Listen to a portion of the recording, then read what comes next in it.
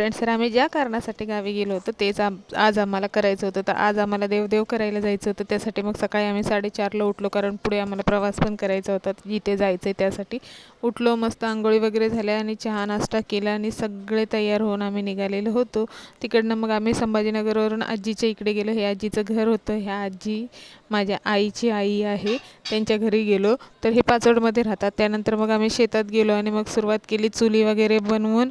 मस्त लाकडं वगैरे गोळा केल्या आणि चुली वगैरे बनवून जेंट्स लोक जे होते ते भाजीच्या मागे लागलेले मटण बनवायला.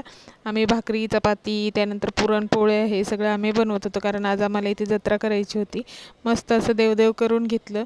देवाची पूजा वगैरे झाली. ते नंतर हे बघा, हे एवढ्या लांबपर्यंत इथे कोणी रहदारी नाही आहे, काही नाही. एकदम लांबपर्यंत शेत आहेत आणि तिथे फक्त शेतामध्ये ही एक देवीचं मंदिर पण नाही, फक्त असंच हे आहे. तर मस्त लाईक, शेअर, सबस्क्राईब. जेवण झालं, शेतामध्ये खूप मजा केली. Bye bye.